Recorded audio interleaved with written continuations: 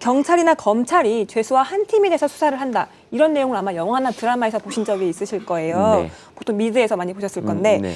이렇게 미국 드라마와 같은 일이 우리나라에서도 근데 일어났습니다. 어떤 일이냐면요.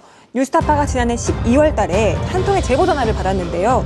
제보자는 본인이 수감 생활을 하던 당시에 죄수 신분으로 검찰 수사관들과 함께 수사에 참여했다고 주장을 했습니다.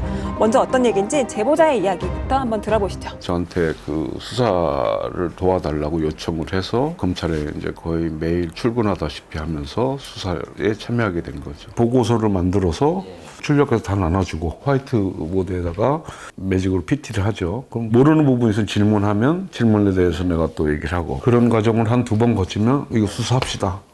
이제 아무튼 재수자들 사이에서는 제 별명이 남부지검 금조부 부장검사였어요. 그 수사관들이 이 제보자에게 수사를 요청했던 이유가 있을 거 아닙니까? 네, 제보자의 주장에 따르면요. 자신이 자본시장의 전문가였기 때문에 남부지검이 금융, 기업, 조세 범죄를 수사할 때 도움을 요청을 했고 본인은 가석방을 약속받고서 수사에 협조를 했다는 겁니다. 근데 이게 그 드라마 같은 데도 나오지만 네. 전문 지식이나 이렇게 잘 알면 검사나 수사관들이 멋있게 나와가지고 네. 뭐 이렇게 얘기하고 같이 뭐도 주고 네. 담배 같은 것도 주고 이러면서 영화나 드라마에서는 예, 영화나 그렇게 드라마에서는 하죠. 그렇게 하잖아요. 네. 그럴 수 있는 거 아닙니까? 그래서 한번 전문가들에게 한번 물어봤거든요. 예. 근데 일단 우리나라 현행법상 재소자는 수사의 주체가 될 수 없기 때문에 네. 재소자를 활용한 수사 자체가 허용되지 않는다고 합니다. 종종 수사 과정에서 재소자가 핵심 정보를 제공하는 경우가 있기는 한데요.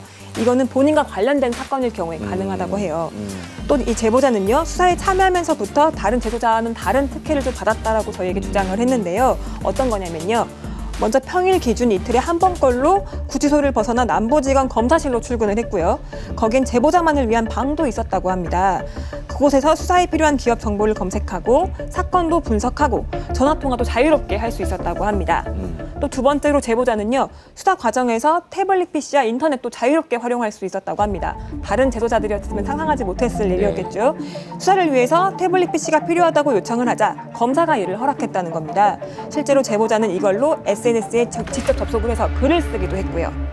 근데 문제는 이뿐만이 아닙니다. 제보자의 주장에 따르면요.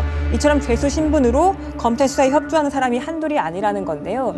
이런 재소자 같은 경우에는 죄수들 사이에서도 또 하나의 권력이 돼서 검찰에게 민원 청탁을 해준다는 대가로 금품을 받거나 이런 경우도 있다고 합니다.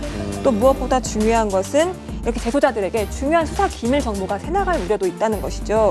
그래서 이런 이유로 실제로 저희가 취재를 해보니까요.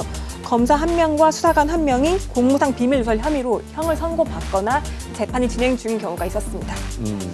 네, 뉴스타파 보도가 나간 이후에 남부지검이 해명을 했는데요. 뉴스타파 보도에 대해서 가석방 약속은 없었고 남부지검 내 제보자를 위한 방을 마련해 준 적도 없었다. 이렇게 해명을 했습니다. 이번 보도로 뉴스타파 보도가 그치는 게 아니고 이번이 지금 시작이거든요. 예. 앞으로 이런 죄수와 검사 사이에 어떤 일들이 있었는지 또 현직 검사들의 문제점은 무엇이 있었는지 연속 보도할 예정이니까요. 많은 관심 갖고 좀 지켜봐 주시면 좋겠습니다. 예, 알겠습니다. 고맙습니다. 있나? 학벌, 그다음 지식, 그것도 문제가 되네. 얼굴, 다음. 그만두겠습니다. 앵커 그만하겠습니다.